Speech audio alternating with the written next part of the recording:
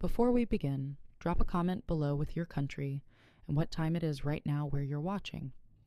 Whether it's sunrise in Nairobi, midnight in New York, afternoon in Canada, or evening in France, I want to know.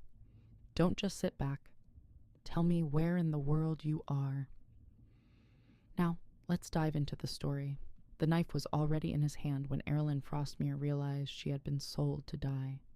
She was on her knees in the wet leaves, wrists bound with rough cord that bit into her skin, the forest closing in like a held breath. Moonlight cut through the trees in pale strips, lighting the fear on her face. The man standing before her did not speak. He only watched, eyes sharp, shoulders still, like a statue carved for violence. Cairn Werewolf had tracked her for 3 days.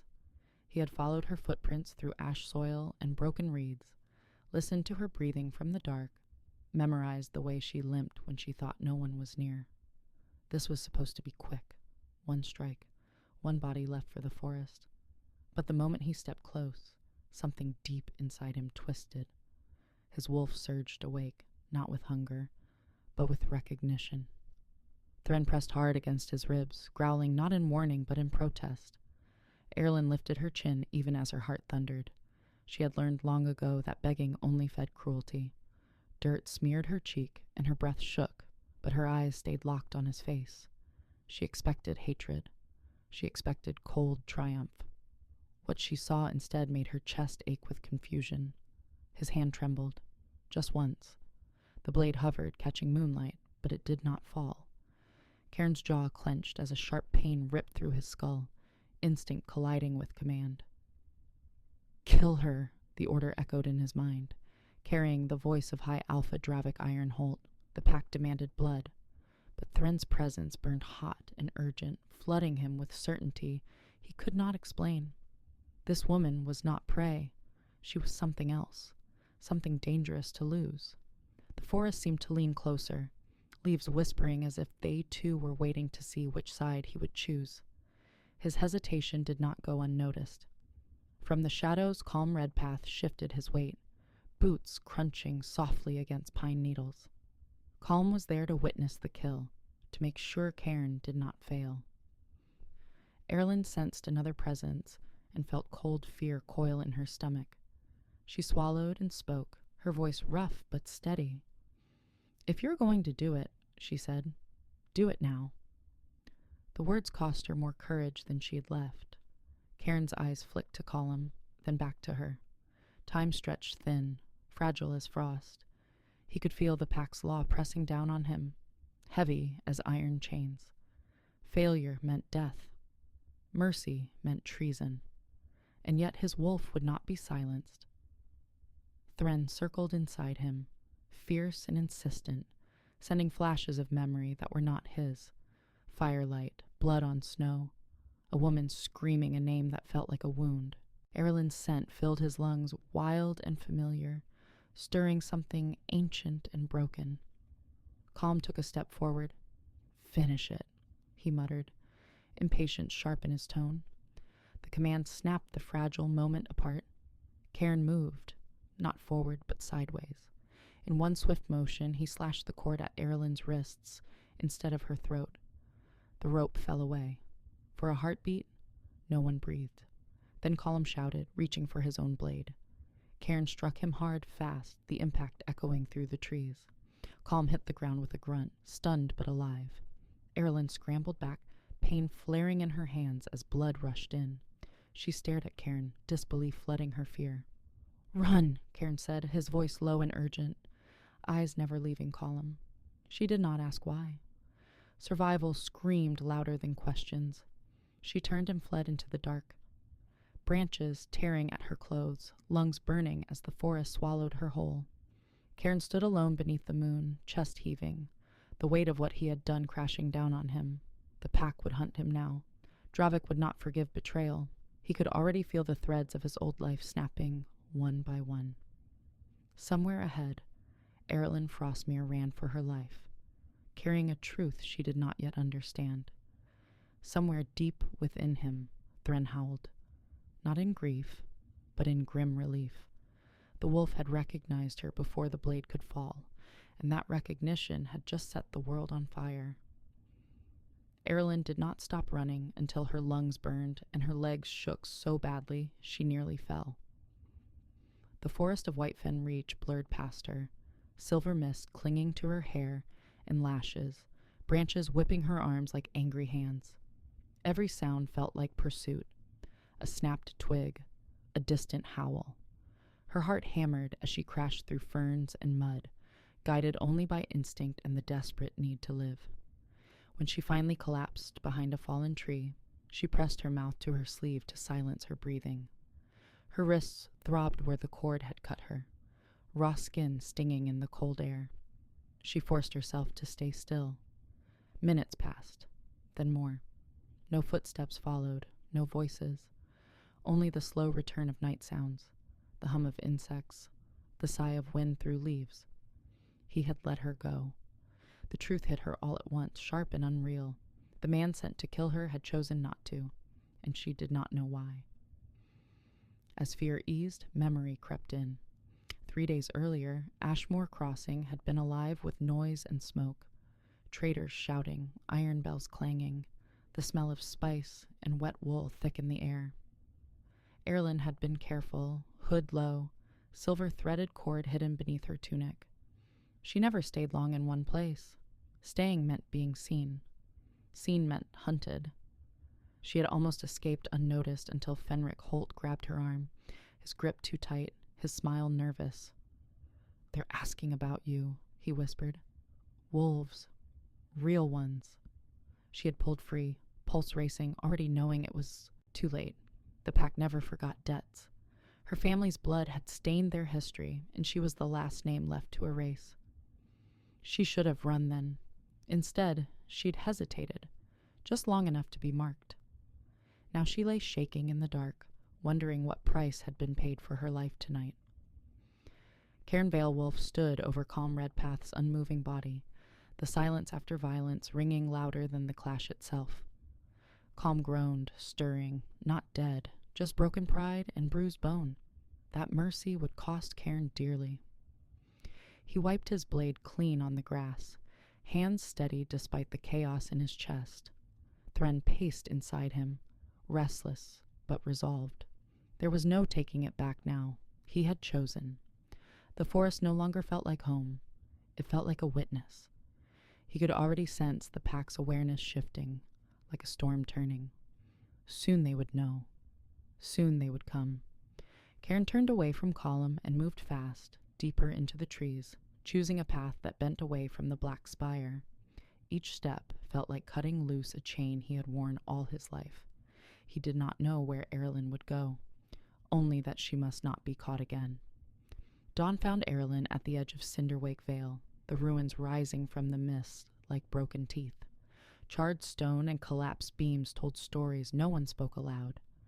This was where her bloodline had ended. She pressed a trembling hand to the ground, grief and anger twisting together. "I'm still here," she whispered, to the ghosts, to herself. The silver-threaded cord slipped free from her tunic as she moved, glinting faintly in the pale light. She froze, staring at it. Her mother's last gift, her only inheritance. She had never understood why wolves feared it. As if in answer, the cord warmed against her skin, pulsing once like a heartbeat. Erilyn gasped, a memory surging up. Firelight, a scream, a wolf's eyes reflecting gold. The past was waking, and it wanted to be seen. High above, from the stone crown, Drevik Ironholt felt the shift ripple through the land. A kill unfinished was an insult. A hunter who hesitated was a threat. He smiled slowly, fingers tightening around his staff. "Find them," he commanded the air, already certain of blood to come. Far below, Cairn moved through the forest with purpose he had never known, following a pull he no longer fought.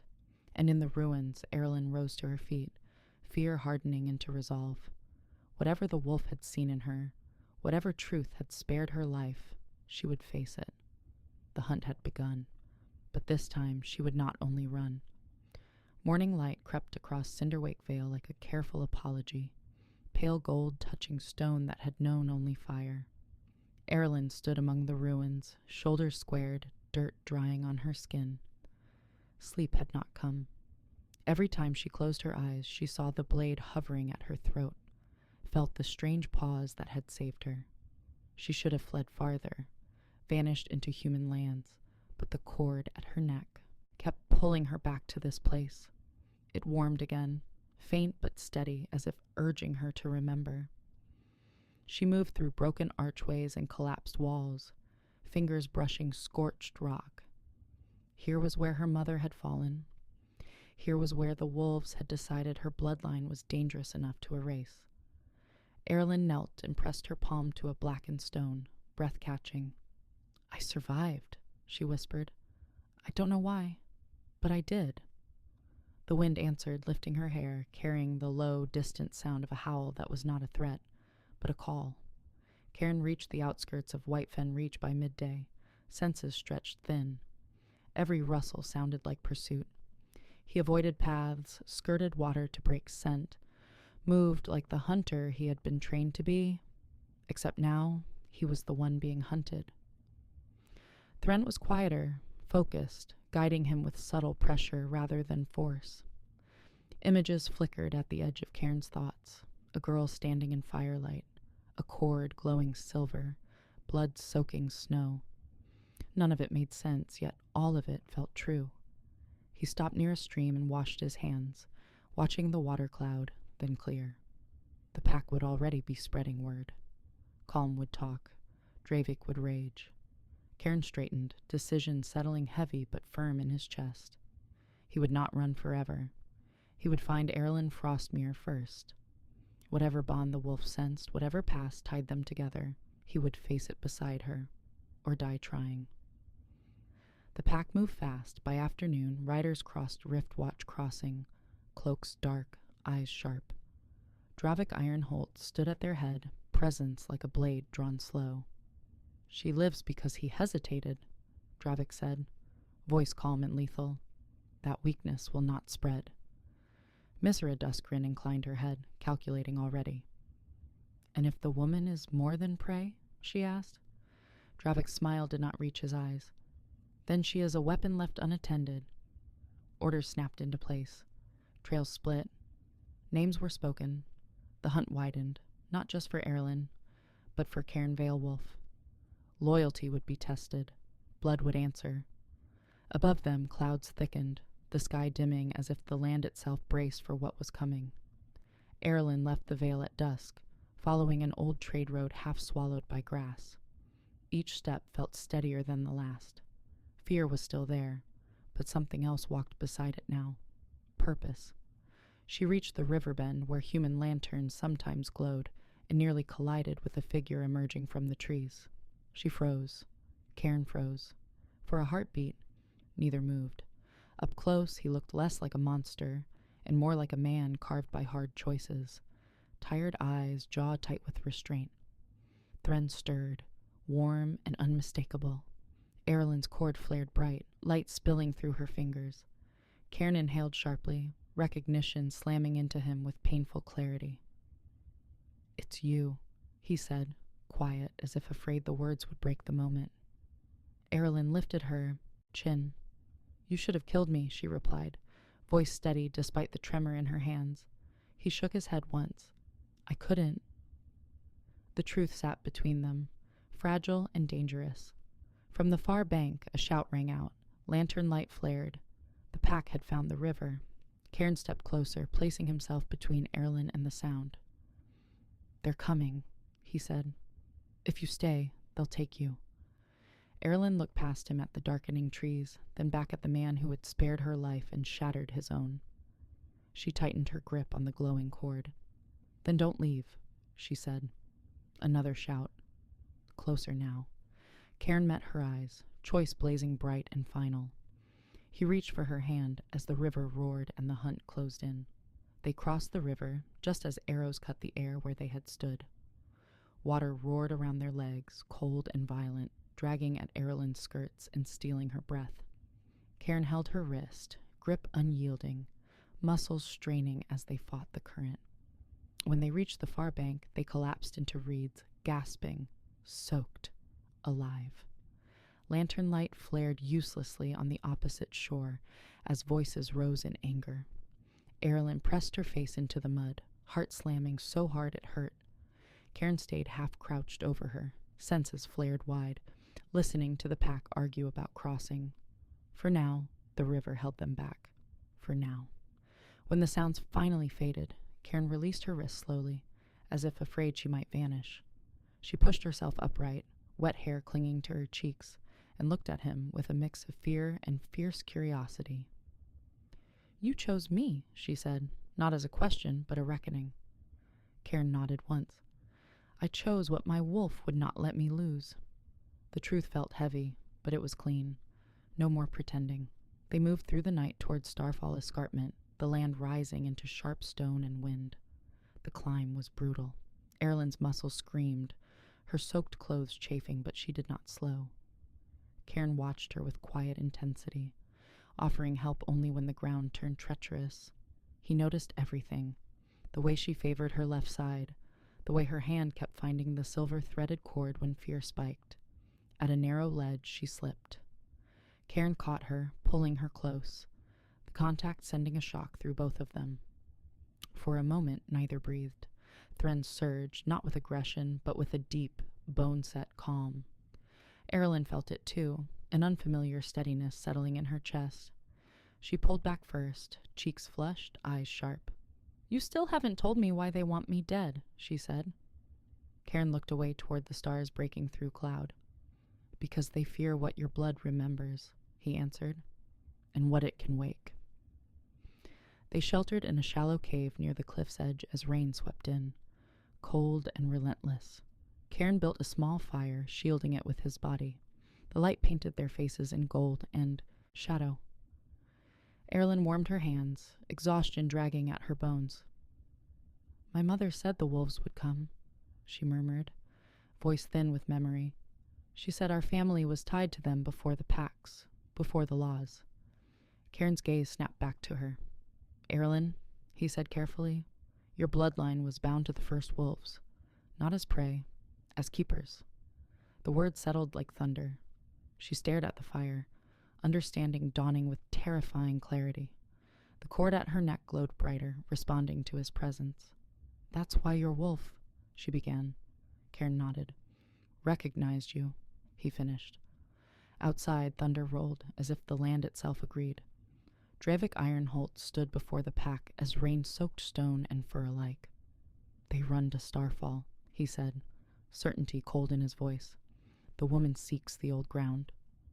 Murmurs rippled. Saethra Moonveil stepped forward, eyes distant. "If she reaches the escarpment," the seer warned, "what was buried may rise." Dreivik's lip curled.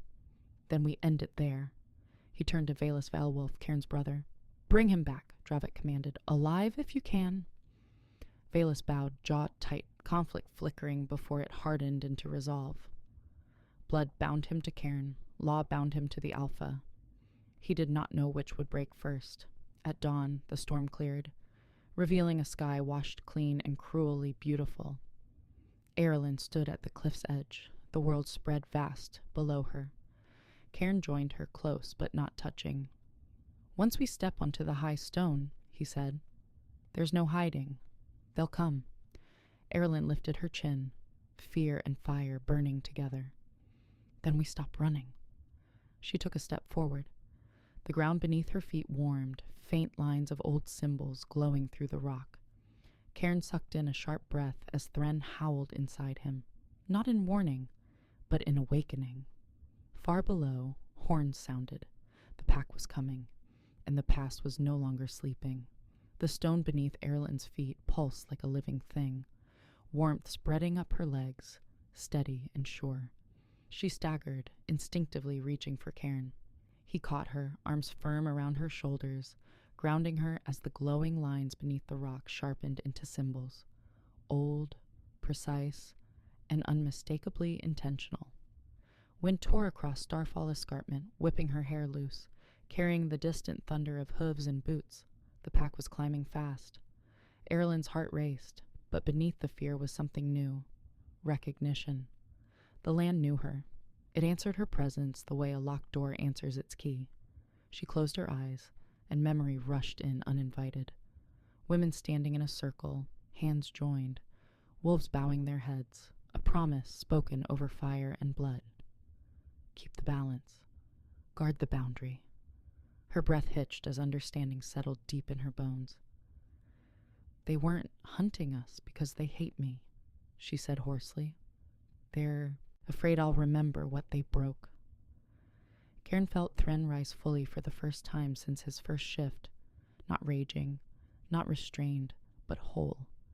The wolf pressed against his skin, power humming through muscle and bone. The old pact, Cairn murmured, awe threading his voice. My father told stories, said they were myths meant to scare pups into obedience.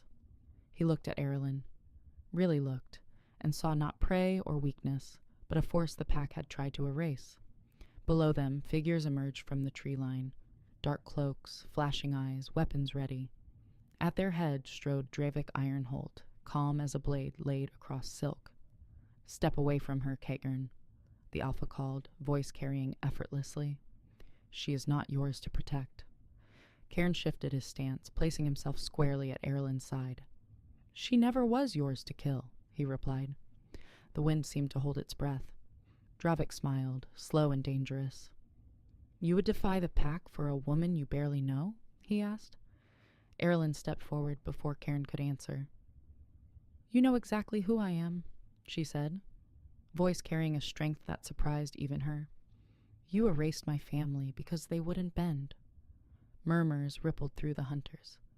Saethra Moonveil's eyes widened, something like relief flickering across her face. Dravik's expression hardened. The old ways made wolves servants, he snapped. We chose dominance instead. Erlin lifted the silver-threaded cord, light spilling across the stone. You chose imbalance, she said quietly. The symbols beneath her flared bright, a low hum rolling through the cliff.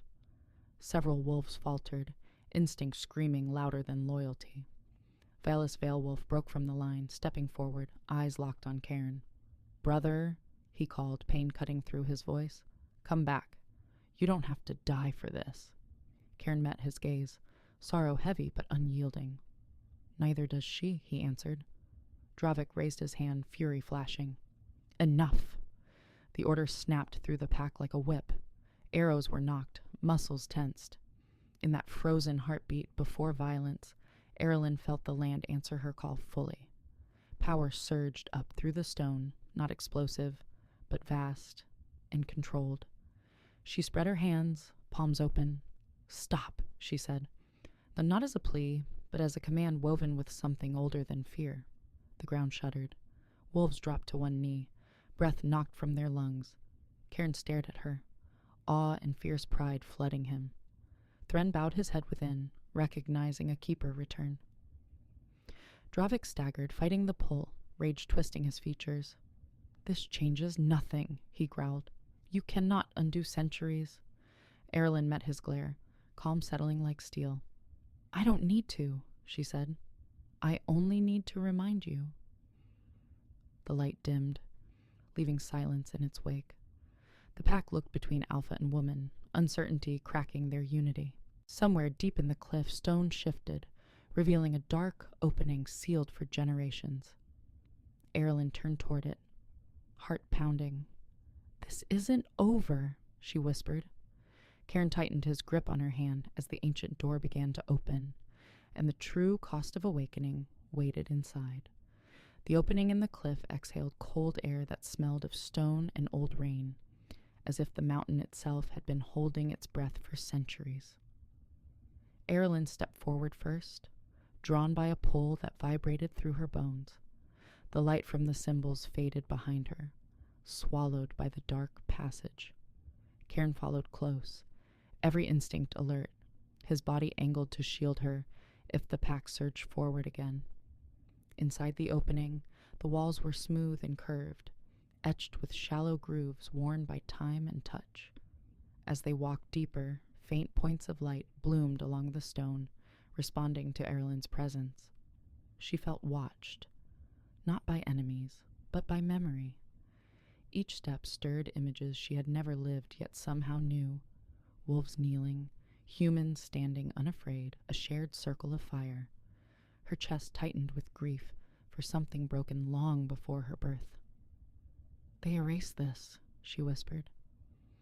Cairn nodded, jaw clenched. "Because if wolves remembered we were meant to guard, not rule, power would slip through their claws." The passage widened ahead, opening into a chamber that waited like a held truth. The chamber was vast, its ceiling lost in shadow. At its center stood a ring of stone pillars, each carved with the same symbols that had flared beneath Erlin's feet. In the middle lay a shallow basin, dry but marked with dark stains that time had not erased. Erlin approached it slowly, heart pounding. When she placed her palm against the stone, warmth spread outward, soft but undeniable. The air hummed. Cairn felt Thren surge, not violently, but with reverence. He dropped to one knee without thinking, breath leaving him in a rush. The act startled him, yet felt right, as if his body remembered something his mind had forgotten. Erlin turned, eyes wide. "What are you doing?" she asked. Cairn swallowed. "Honoring," he said simply. Behind them, footsteps echoed. Valus appeared at the chamber's edge, weapon lowered, disbelief written across his face. "By the stars," he breathed. "The stories were real." Above, Druvik Ironholt felt the shift like a blade sliding between his ribs. The land no longer answered him alone. Rage burned hot and sharp. He stormed into the opening, Missera and several hunters at his back. The sight of Cairn kneeling sent fury blazing through his eyes. "Stand," Druvik commanded. "You disgrace your blood." Cairn did not move. Erlin faced the Alpha, fear flickering, then steadying. "Your rule was built on forgetting," she said. "This place remembers." Druvik laughed, harsh and brittle. "Memory is a weapon," he snapped, "and I will not let you use it against me." He raised his staff, power gathering like a storm. The chamber shuddered. Stone dust rained down. Hunters braced, torn between instinct and loyalty. Valus stepped closer to Cairn, voice low. "If you stay, there's no going back." Cairn met his brother's gaze, resolve clear. "There never was." Druvik struck. The force slammed into the basin, cracking stone, the sound echoing like a thunderclap. Erlin cried out as pain lanced through her palm, blood welling where skin met ancient rock. Instead of spilling, it soaked into the basin, glowing faintly. The chamber fell silent.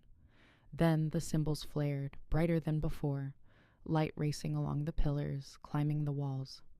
A low, resonant sound filled the space, not a roar, but a chord struck deep. Wolves gasped, some dropping to their knees as Thren howled in Cairn's chest, not in pain, but in release. Erlin's breath came hard as visions crashed through her, packs bound by oath, keepers chosen by blood, a warning ignored. "You broke the balance," she said, voice layered with something older. "And balance answers." Druvik staggered back, disbelief cracking his fury. "No," he snarled.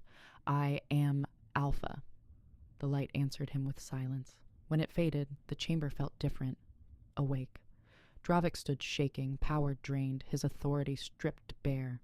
Hunters looked at him, then at Erlin, uncertainty widening like a fault line. Valus rose slowly, eyes clear. "The law we followed was built on a lie," he said.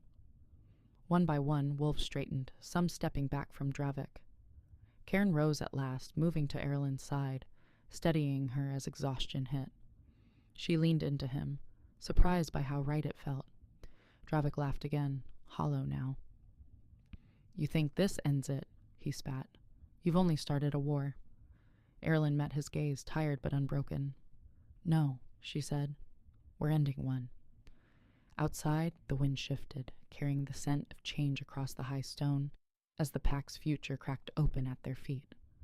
The chamber emptied slowly, as if the mountain itself were deciding who was allowed to leave.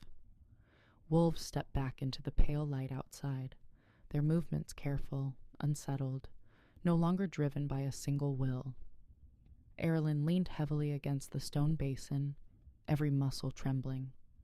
The glow had faded, but its echo still rang through her body, leaving her hollow and burning at the same time. Cairn stayed close, one hand steady at her back, grounding her when the world tilted. He could feel the pack watching them, some with fear, some with awe, some with something dangerously close to hope. Thren lay quiet inside him now, not asleep, but satisfied, as if a long-held breath had finally been released. For the first time in his life, Cairn did not feel torn between instinct and command. They were aligned, and the clarity was almost overwhelming. Dravik Ironholt was escorted from the chamber under guard, his rage reduced to a cold, simmering glare. He said nothing as he passed Erlin, but his eyes promised this was not the end. Misra followed him, expression unreadable, already calculating survival in a world that no longer bent the same way. Valus remained behind, standing a careful distance from Cairn. "The pack won't splinter overnight," he said quietly. "Too much fear, too much habit." Cairn nodded. "I know." Valus hesitated, then added, "But it won't follow him the same way again." That alone felt like a crack of light through stone. When Valus left, Erlin exhaled slowly, the weight of what they had done settling at last. "They'll come again," she said. "Not all of them, but enough." Cairn met her gaze. "Then we'll be ready." They did not return to Whitefen Reach. Instead, they traveled east, toward lands where the pack's influence thinned and old borders blurred. The journey was slow, Erlin's strength uneven as the awakening within her settled into something quieter but deeper. At night, Cairn built fires and stood watch while she slept, her breath finally even, the cord resting warm against her collarbone. He studied her in those quiet hours, the faint scar at her temple, the way her hand curled as if still holding something precious. He wondered how much she remembered now, how much she carried alone. One night, as stars spilled thick across the sky, she woke and sat beside him. "I can feel them," she said softly. "The wolves. Not their thoughts, but their imbalance. It pulls at me." Cairn listened, understanding more than he ever had before. "You don't have to carry it all at once," he said. She smiled faintly. "I know, but I can't turn away either." Their closeness grew in the spaces between danger, shared meals, shared silence, the comfort of knowing neither would leave. Yet beneath it all ran a sharp edge of uncertainty. Erlin was becoming something the world had tried to erase. Cairn was a traitor in the eyes of the old order. There would be a cost. They felt it closing in when the air shifted one evening, the wind carrying scents that did not belong. Cairn stiffened, hand going to his blade. "We're not alone," he said. Shapes emerged from the trees, wolves, but not Dravik's hunters. These moved differently, their stance cautious rather than aggressive. At their head stood Saethra Moonveil, eyes bright with something like relief. "We've been looking for you," the seer said. "Not to drag you back," she added quickly, "but to stand with you." Erlin felt the pull again, gentler this time. The future was gathering. Saethra led them to a hidden vale where a small group waited, wolves who had questioned, doubted, quietly resisted, elders with tired eyes, young hunters with fear they no longer hid. They listened as Erlin spoke, not with the force she had wielded at Starfall, but with honesty. She told them of the pact, of balance, of the cost of forgetting. When she finished, silence held, thick and fragile. Then one wolf knelt, then another, not in submission, but in acknowledgement.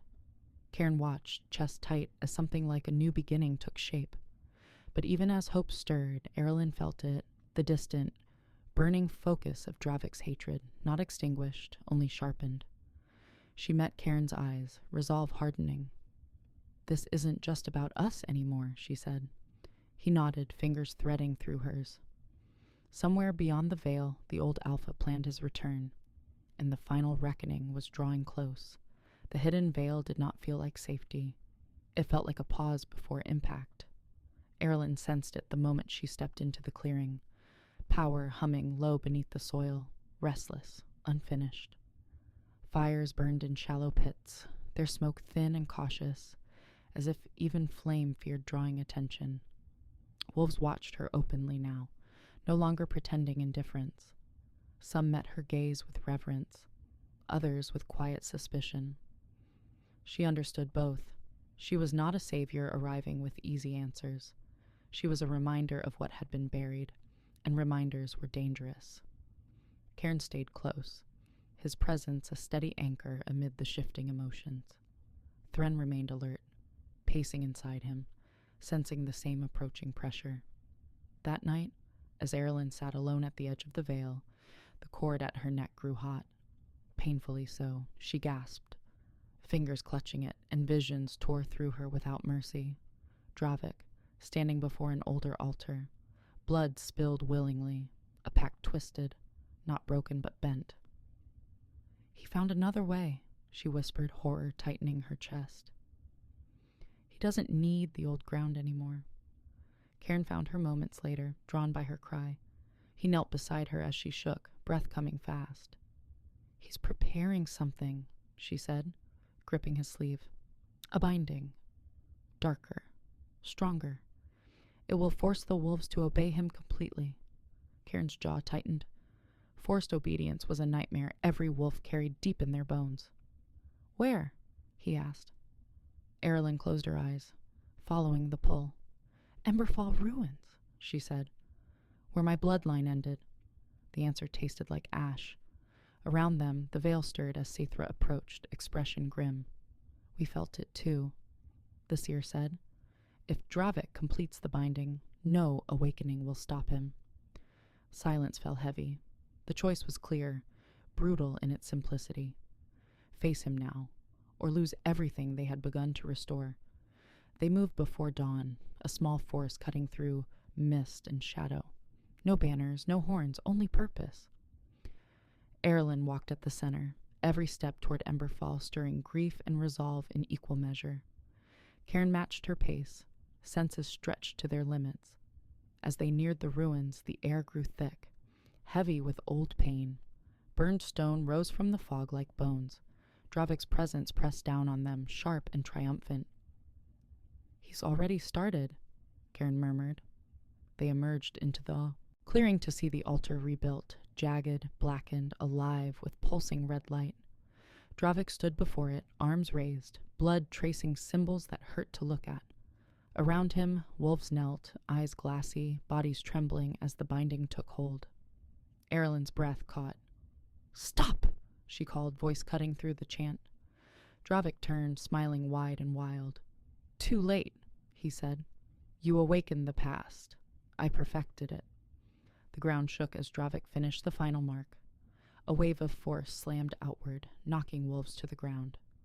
Cairn staggered, pain ripping through his skull as Thren roared in agony.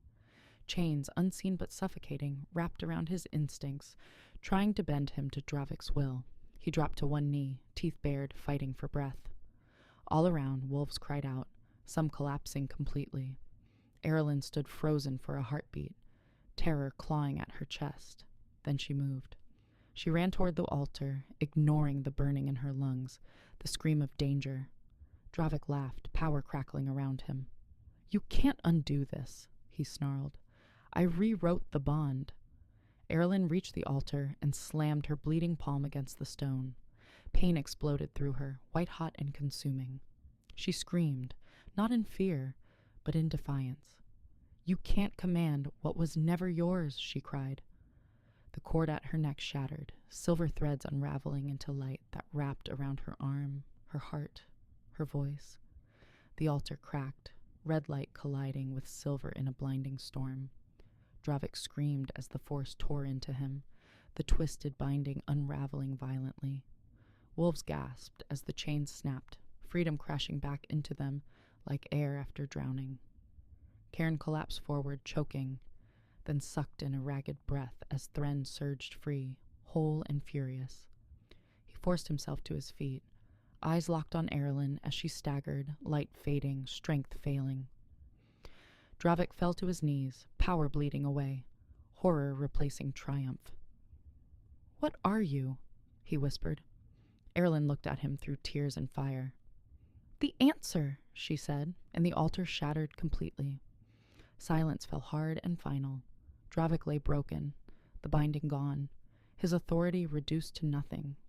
Wolves stared at their hands, their bodies, testing freedom like a fragile gift. Cairn reached Erilyn just as her legs gave out, catching her before she hit the ash-covered ground. She clung to him, shaking, utterly spent. "It's done," she whispered, eyes fluttering. Cairn held her close, heart pounding with fear and awe. But even as relief washed through the clearing, Saithra's voice cut in, urgent and sharp. "The balance is restored," the seer said, "but the keeper's price has not yet been paid." Cairn looked up, dread coiling tight. In his arms, Erilyn's breath grew shallow, and the cost of ending the war finally came due. Erilyn's weight went slack in Cairn's arms, her breath thin and uneven, each inhale a fragile promise that might break. The silver light that had wrapped her moments before was gone, leaving her skin cold and pale against the ash-stained ground.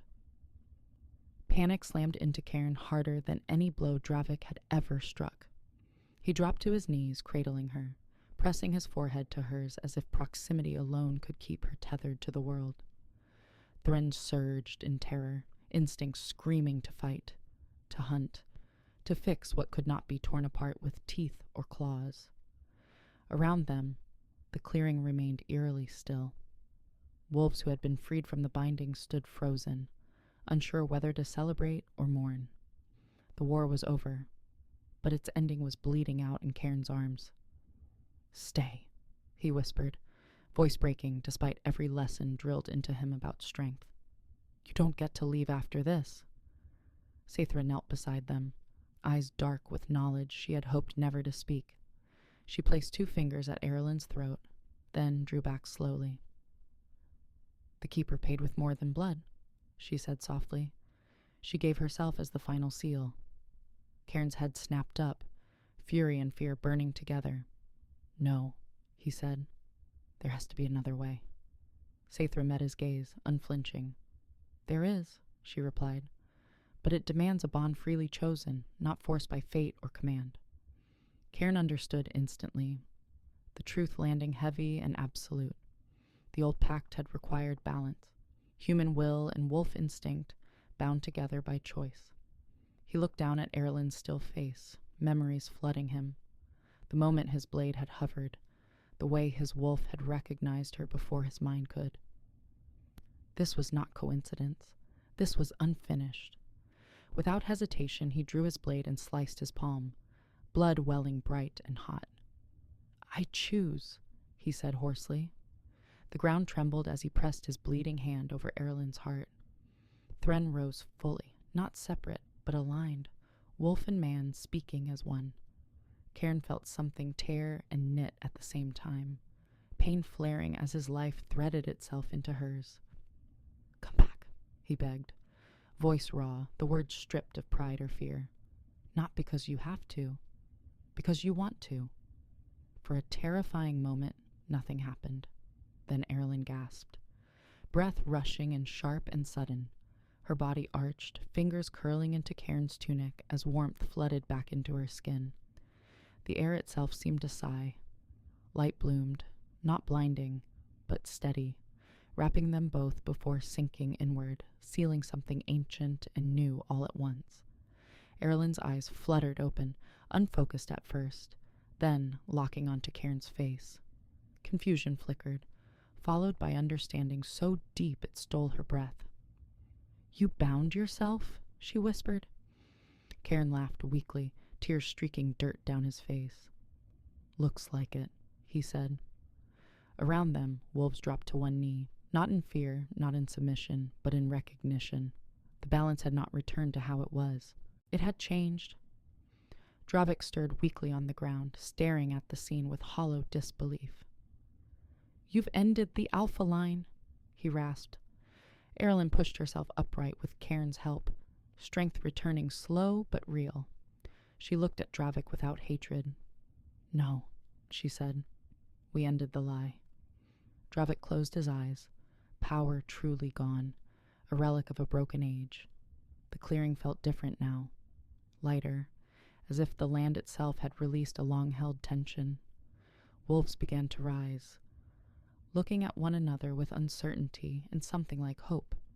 Vela stepped forward, gaze moving between Cairn and Erilyn.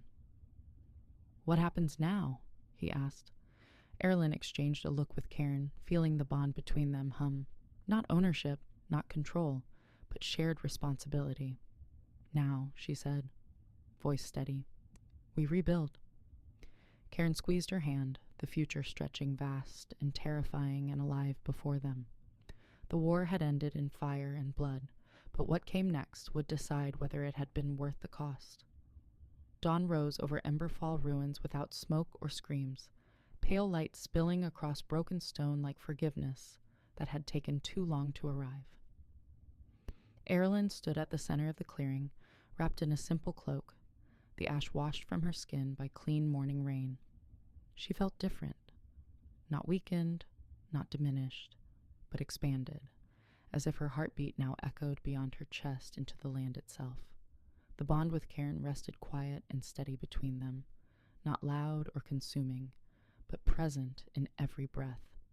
He stood beside her, shoulders squared, no longer an enforcer or a traitor, but something unnamed and entirely his own. Wolves gathered in a wide circle, keeping respectful distance. No one knelt, no one bowed. For the first time in generations, no one waited for an alpha's command. The silence was not empty. It was expectant. Dravik Ironholt was gone by sunrise. Exiled, stripped of title and followers, he had limped into the forest alone, powerless and forgotten. No one spoke his name again. The pack did not cheer. They did not celebrate. They mourned, not for him, but for the years they had surrendered to fear without questioning it. Vela stepped forward, voice carrying clear in the cool air. "We were taught that strength meant control," he said. "That obedience kept us safe." His gaze shifted to Erilyn. "We were wrong." Murmurs rippled, not dissent, but agreement, taking its first uncertain steps. Erilyn listened, heart heavy and full at once. This was not victory. This was responsibility settling into place. They did not crown a new alpha. Instead, they chose something harder, a council. Wolves from different bloodlines, hunters and healers. Those who had followed Dravik and those who had quietly resisted him. Cairn refused every suggestion that he should lead alone. "I spent too long obeying without thinking," he said simply. "I won't replace one voice with another." Erilyn watched him speak, pride warming her chest. This was why the bond had taken. Not because he was strong, but because he chose restraint. When the council asked her to stay, to guide them, fear flickered through her. Then she remembered her mother's voice, soft and steady, telling her that survival was not enough. "I'll help you remember," Erilyn said at last, "but I won't rule you." Relief washed through the circle like a shared exhale. In the weeks that followed, change came slowly, painfully, and real. Some wolves left, unwilling to live without chains. Others returned from hiding, drawn by rumor and hope. Old borders softened, patrols shifted from dominance to protection. Erilyn learned to listen to the land without letting it consume her, to feel imbalance without drowning in it. Cairn stayed at her side, not as a guard, but as a partner, challenging her when needed, grounding her when the weight grew heavy. At night, they talked in low voices by firelight, sharing fears neither would admit to anyone else. The bond between them deepened, not through magic, but through choice made again and again. The wolf did not lead. The keeper did not command. They walked forward together. On the first night of the new moon, Erilyn stood at Starfall Escarpment once more. The symbols beneath the stone were faint now, resting, no longer demanding blood or sacrifice. Cairn joined her, slipping his hand into hers, warmth steady and real. "Do you ever wish it had been different?" he asked quietly. She thought of the knife, the cord, the fire, the cost. Then she shook her head. "No," she said, "because I was never meant to survive quietly." Below them, the forest stretched wide and alive, no longer a hunting ground, but a home learning how to heal. Somewhere in the distance, a wolf howled, not in conquest, not in fear, but in belonging. The story of the keeper and the wolf spread beyond the pack, carried by traders and travelers, softened and sharpened by retelling. Some called it legend, others called it warning, but those who felt the land shift knew the truth. A man had been sent to kill her. His wolf had recognized her first, and because of that moment of hesitation, the world had changed, slowly, imperfectly, and forever. If this story moved you even a little, don't just scroll away. Take a second to like this video, subscribe to the channel, and share it with someone who loves deep, emotional stories like this one. Tell me in the comments, which moment stayed with you the longest? Would you choose the bond, even if it cost you everything? Your comments help this channel grow and help these stories reach the people who need them. New powerful stories are coming. Don't miss the next one.